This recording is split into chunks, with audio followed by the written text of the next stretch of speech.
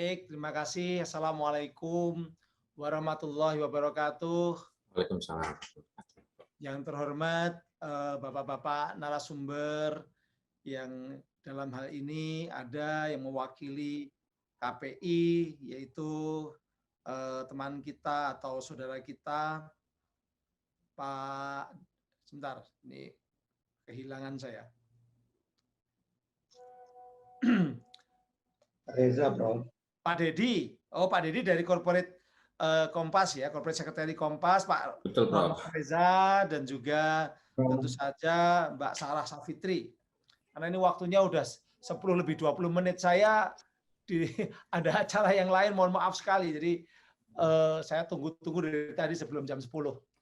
Baik, jadi ketika kita bicara mengenai digitalisasi ini memang mau tidak mau kita harus tahu tentang alasan mengapa digitalisasi harus dilakukan di Indonesia.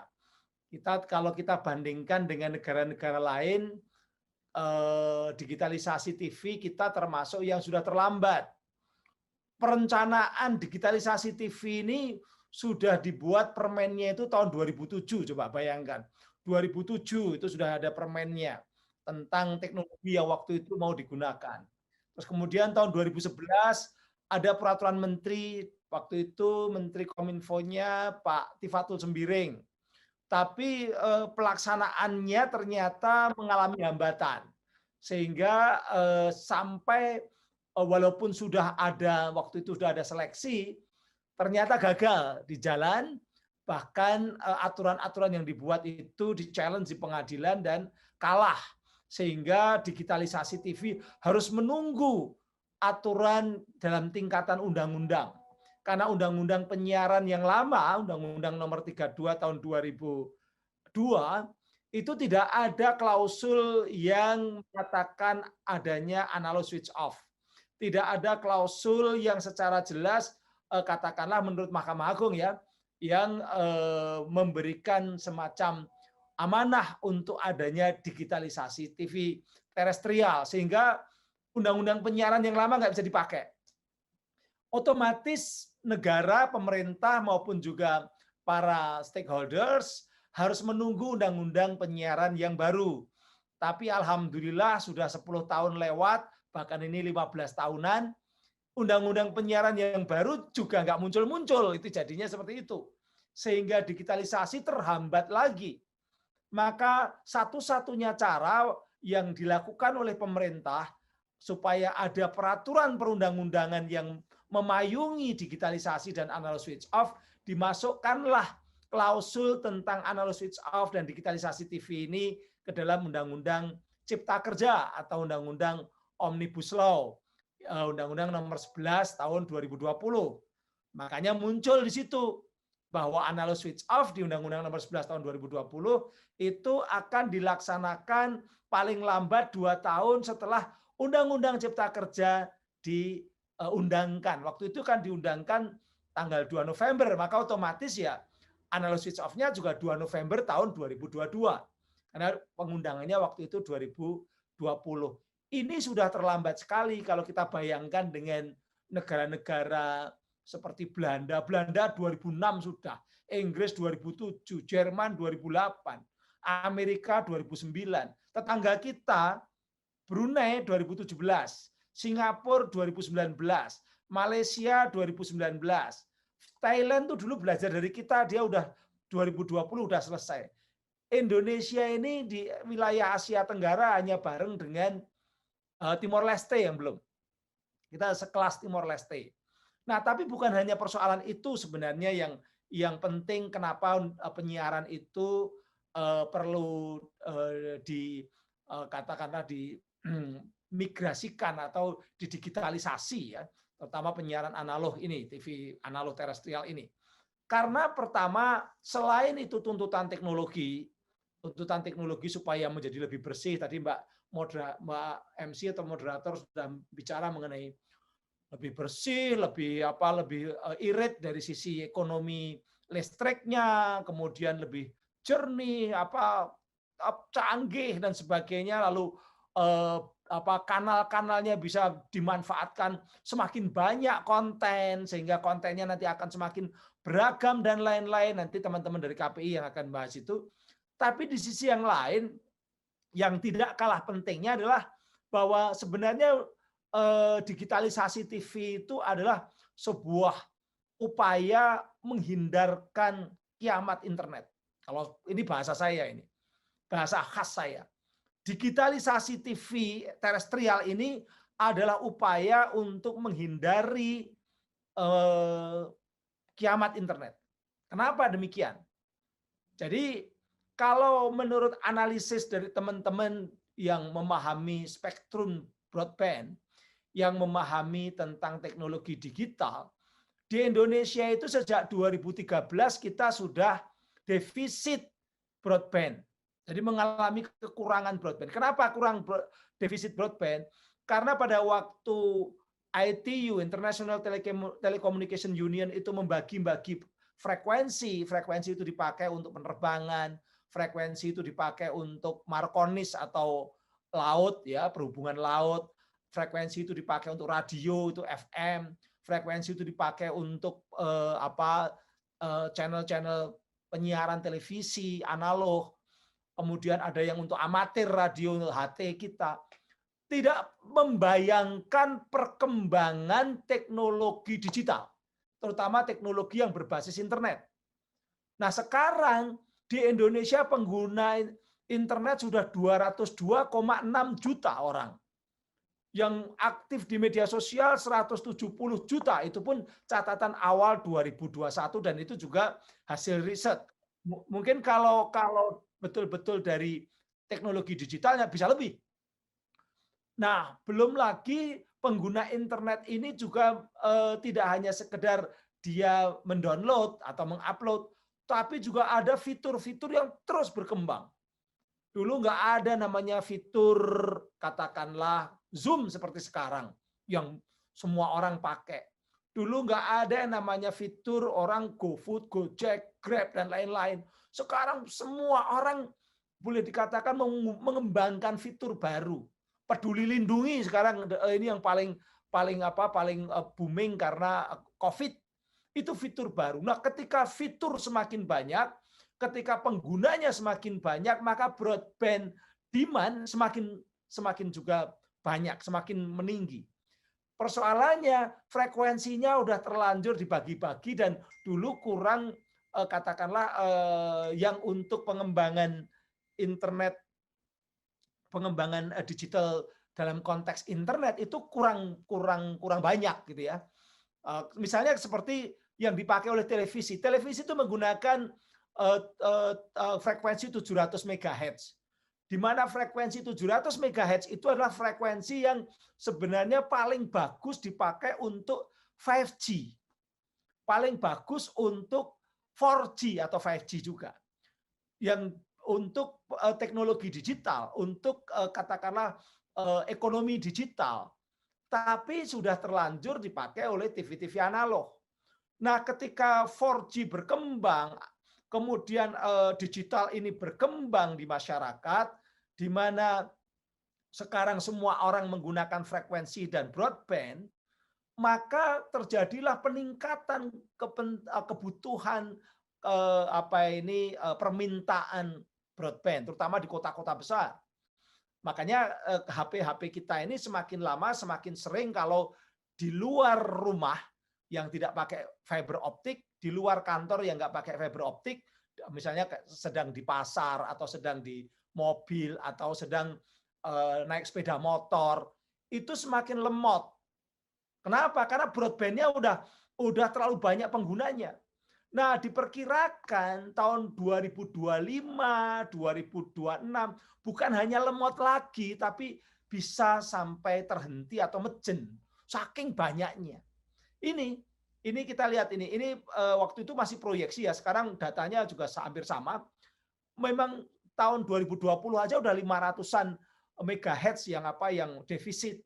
2021 semakin besar, 2022 semakin besar.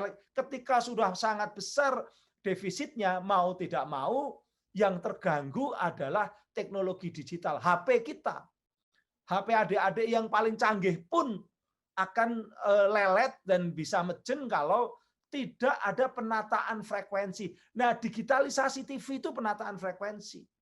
Digitalisasi TV itu frekuensi yang dulunya 8 MHz, katakanlah satu channel untuk TV analog, 8 MHz bisa dipakai untuk 9 televisi, sehingga ada yang namanya digital dividend. Ada yang namanya frekuensi yang tersisa yang kemudian dikembalikan ke negara dan digunakan untuk rakyat, untuk masyarakat, untuk teknologi berbasis internet, untuk supaya kita bisa main IG, supaya kita bisa bikin TV streaming, bikin akun YouTube, kemudian bisa bikin TV di YouTube dan lain-lain itu. Jadi digitalisasi TV bukan sekedar hanya memperjelas gambar dan memperjelas suara dari TV-TV analog kemudian berubah jadi digital, bukan sekedar itu, tapi adalah sebuah proses penataan frekuensi untuk komunikasi masa depan. Sehingga ini perlu kita sukseskan, kita dukung. Makanya negara-negara lain udah dari dulu, udah duluan. Di sana juga sama, di sana udah aman. Nah, kita harus aman juga. Nah, alhamdulillah Undang-Undang Cipta Kerja sudah memberikan amanah bahwa tanggal 2 November digitalisasi TV mau tidak mau harus sudah berlangsung dan analog switch off. Nah, itu yang perlu saya sampaikan. Analog switch off awalnya ada 5 tahap. Tahap pertama yang akan di switch off itu diputus yang analog itu daerah provinsi Aceh, daerah Riau, Kepulauan Riau kayak Batam dan lain-lain. Kemudian daerah Kalimantan. Kalimantan itu Kalimantan Timur, Kalimantan Utara. Ini mungkin ada teman-teman dari Kalimantan.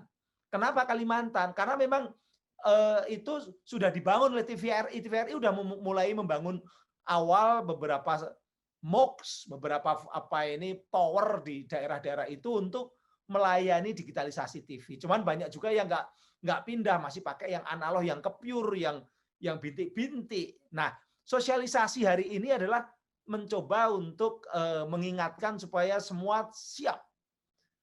Memang digitalisasi TV tidak bisa jalan atau tidak bisa begitu saja ya kalau TV-nya masih TV lama yang belum ready to digital atau belum smart TV misalnya begitu, sehingga butuh set-top box. Nah, karena butuh set-top box, sementara set-top box yang mau dibagi ya kira-kira sekitar kalau dulu sih komitmennya hampir 8 jutaan. Sekarang kira-kira sekitar 6,8 juta karena sudah ada yang rusak dan sebagainya. Ini memang rumit pembagian set-top box ini. Pak Menteri kemarin dalam rapat jelas mengatakan set-top box harus pembagiannya untuk masyarakat miskin itu, masyarakat miskin ini itu jadi yang dapatkan masyarakat miskin WNI, masyarakat miskin yang lokasi rumahnya akan kena switch off itu harus betul-betul set-top box-nya itu bukan hanya sekedar nyampe, dikirim, tapi hidup di rumah-rumah itu. Ini yang susah. Karena apa? Karena set-top box ini kan yang punya komitmen sementara ya, sebagian adalah dari teman-teman lembaga penyiaran swasta. Ini belum ada kesepakatan gimana nanti ngirimnya, gimana nanti masangnya, gimana ngajarinya kepada Pak Menteri, dan karena itu amanah Presiden, meminta supaya tidak hanya sekedar dibagi, tidak hanya sekedar dikirim, tapi nyampe. Setelah nyampe, itu masyarakat bisa tahu caranya menggunakan set-top box. Nah, ini menjadi lama, makanya lalu ke awal komitmen mau menghentikan atau switch off tanggal 17 Agustus. Harusnya kan 17 Agustus besok itu udah switch off di Aceh, di Kalimantan Utara dan Kalimantan Timur tadi, dan juga di Riau, Kepulauan, diundur. Pemerintah mengundur. Diundur sampai kapan? Diundur sampai tanggal 30 April 2022. Kenapa diundur? Karena tadi supaya masyarakatnya betul-betul siap, tidak kaget. Kalau tanggal 17 besok, 17 Agustus besok tiba-tiba mati, wah pasti kaget dan pasti akan jadi persoalan besar. banyak yang mungkin marah, banyak yang viral dan sebagainya. Nah, Pak Presiden, Pak Menteri tidak ingin seperti itu. Jadi kita harus smooth, masyarakat harus betul-betul siap. Makanya teman-teman yang sekarang ikut ini kasih tahu bahwa kalau nggak di switch ke digital itu memang akan mati. Yang sudah punya TV baru, TV-TV yang sudah smart tinggal cari saja ke DVB-T2. Tapi kalau yang TV-nya tabung masih lama itu memang harus pakai set-top box. Nah, pembagian set-top box-nya ini agak rumit. Itu yang menyebabkan lalu kita mundur sampai tanggal 30 April 2022. Tapi memang ini adalah sebuah upaya yang bukan sekedar untuk penyiaran saja, tapi ini untuk sistem komunikasi masa depan yang lebih luas. Nah, nanti memang setelah digitalisasi ini, insya Allah konten juga dibutuhkan lebih banyak karena kanal-kanalnya menjadi lebih banyak, dan otomatis itu ketika kontennya dibutuhkan banyak, dia akan menjadi peluang dari konten kreator, peluang dari production house, dan itu adalah peluang-peluang ekonomi. Dan memang secara teori, Boston Consulting Group pernah menghasilkan sebuah riset ya, yang mengatakan bahwa kalau digitalisasi ini sudah berhasil, maka negara dan masyarakat akan mendapatkan keuntungan sekitar 77 triliun. Itu baik dari sisi pendapatan PNBP, pendapatan dari frekuensi yang dipakai untuk teknologi digital, untuk ekonomi digital, maupun turunan-turunan yang terkait atau trickle down effect yang terkait dengan munculnya ekonomi digital yang semakin baik karena ada broadband baru, ada refarming, dan itu nanti hasil penataan. Karena kalau nggak ditata, lalu mejen, gimana coba? Gimana teman-teman Gojek, GoFood, tiba-tiba mereka nggak bisa download dan upload, nggak bisa buka internet, pasti akan kacau. Dan teman-teman juga pasti kacau kalau namanya internetnya nggak bisa dipakai untuk belajar jarak jauh dan sebagainya, nggak bisa untuk belanja, nggak bisa untuk macam-macam. Itu kekacauan. Makanya dengan digitalisasi TV ini seakan-akan hanya persoalan TV, tapi sebenarnya adalah persoalan yang lebih luas yang terkait dengan komunikasi masa depan. Kira-kira seperti itu. Saya mohon maaf, saya tidak bisa ikut. Saya bisa ikut ngikuti ya, tapi di mobil saya, tidak di rumah lagi karena saya harus ke Rumah Sakit Pondok Indah, udah janjian sama dokter. Tapi kemarin karena liburnya digeser, dokternya minta sekarang. Jadi saya terpaksa ngikutin. Mohon maaf sekali Pak Dedi, juga Pak Esa ya, dan juga moderator Mbak Sarah. Saya pamit duluan, tapi saya ngikutin. Saya akan ngikutin pakai HP saya. Nanti kalau ada pertanyaan bisa saya jawab. Demikian, terima kasih. Wabillahi taufik wal hidayah. Assalamualaikum warahmatullahi wabarakatuh.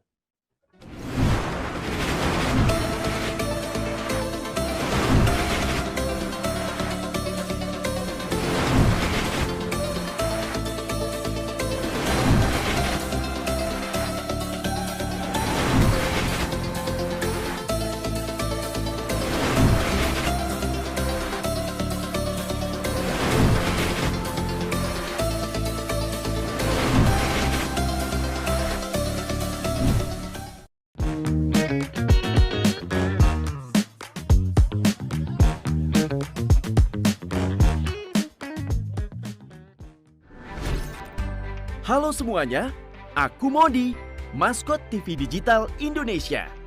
Aku akan membantu semua orang menuju migrasi TV digital. Di mana? Di siarandigital.id dan call center 159. Ayo semuanya, dukung migrasi TV digital. Bersih gambarnya, jernih suaranya, dan canggih teknologinya.